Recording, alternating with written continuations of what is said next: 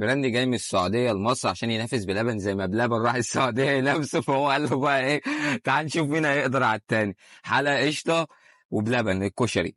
تحس كده ان ده اكبر من ده، الكشري بلبن اكبر شويه من العلبه دي، بس في التقل هم واحد، بس ده عامل 55 وده عامل 60، فنعتبرهم واحد دلوقتي.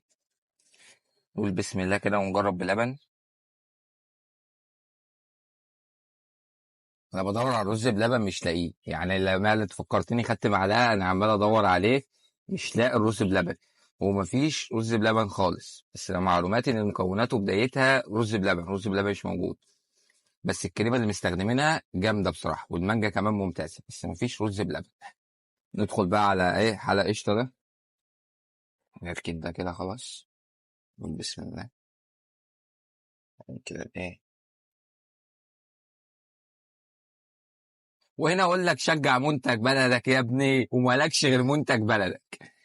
هنا في كذا تعليق، في رز بلبن تمام، بس الكريمه اللي مستخدمينها بتاعت بلبن جامده، بتاعت بلبن جامده. هنا نوع رديء شويه محتاجين يتحسن عليه. جوده المانجا بتاعت بلبن احسن بكتير. فهنا كانت النهايه، وانا يعني مش تجربه سيئه، بس للامانه كشري بلبن. وشجع منتج بلدك يا ابني ب60 جنيه، ونعتبرهم زي بعض. وشجع منتج بلدك وخرج من داره اتقل مقداره.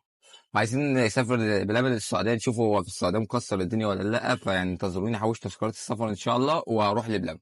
كان معكم عبد الرحمن الجبري من ارض مرسى مطروح، وتحيه لاهل طنطا.